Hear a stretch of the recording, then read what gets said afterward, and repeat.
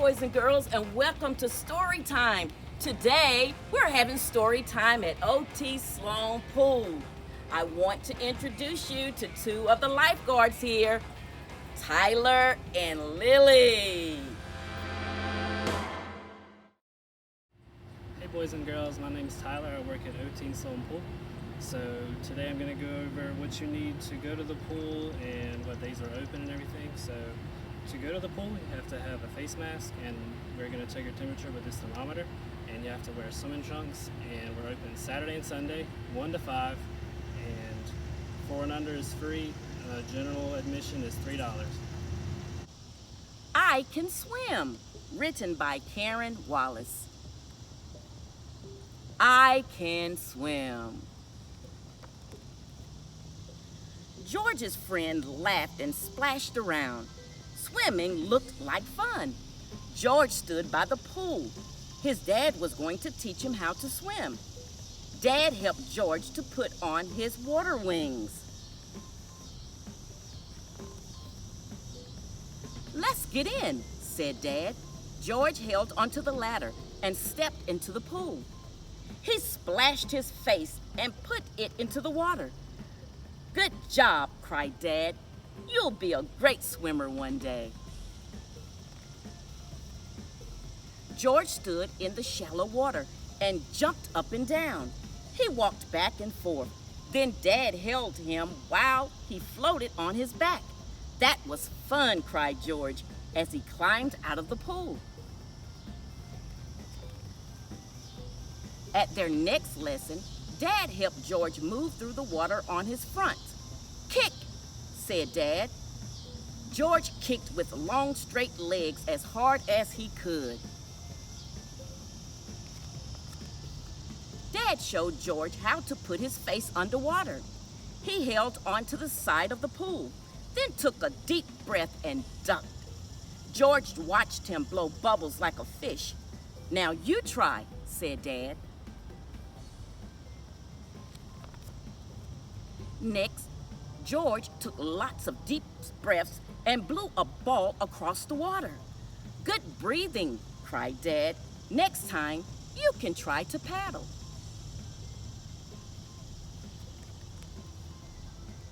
"Can you remember what you've learned?" Dad asked at the next lesson. George thought about it, how to kick and to breathe. Dad showed him how to paddle and pull back with his arms through the water. Then George tried paddling.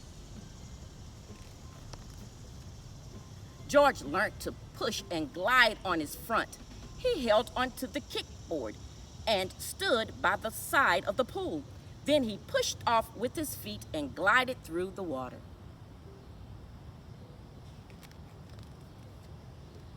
"Let's take some air out of your water wings," said Dad. George tried floating like a starfish. First, he took a deep breath.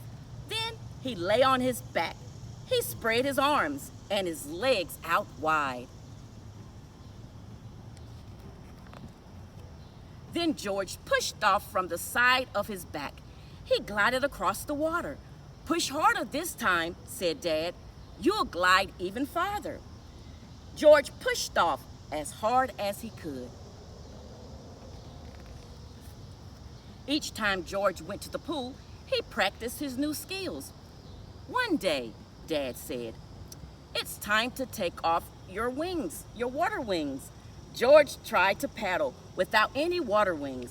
Soon, he could use his arms to pull through the water. "Now hold out your kickboard," said Dad, "and kick your legs." George tried. "Try not to splash," said Dad. "You'll go even faster." George tried hard. Soon, he could swim across the pool without using the kickboard. Mom came to the pool to watch George. "I've got a surprise for you," said George. He swam across the pool to her. "I can swim!" shouted George. Mom cheered and clapped. Some of George's friends were swimming in the pool. George swam over to play with them. Now he could swim too. And that's the end of I Can Swim.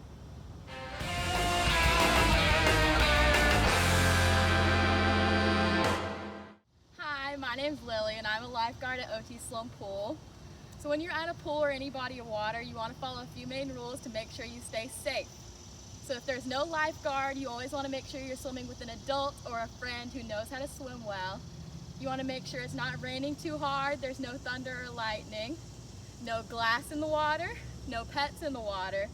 Don't run on a pool deck or you could fall, get hurt, and just make sure you always wear a life vest if you are on a boat in the water. And now I'm going to show you some demonstrations in the water. So first I'm going to show you how to float. So when you float, you want to keep your head up and your chin back and make sure you keep breathing and pull your stomach up towards the sky. And that's how you float. So next I'm going to teach you how to bob. So if you get in water that is too deep for you to stand and you need to get back to the edge, you can go under and hold your breath, kick off the bottom and come up and take a breath until you're back at the wall.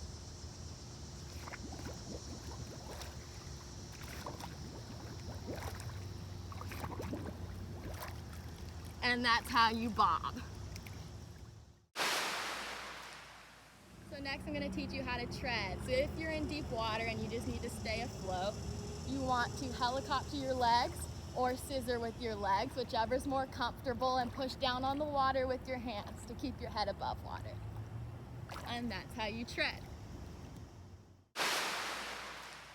So to hold your breath underwater, when you go under and put your nose and your mouth in, you want to try to blow bubbles to keep the water from going in your nose, or you can hum.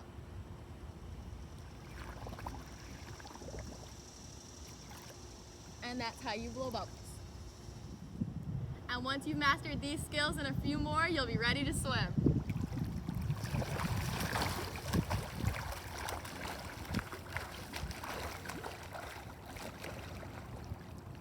And now I can swim. And that's the end of story time, boys and girls, at OT Sloan Park. Thanks for watching. We'll see you next time.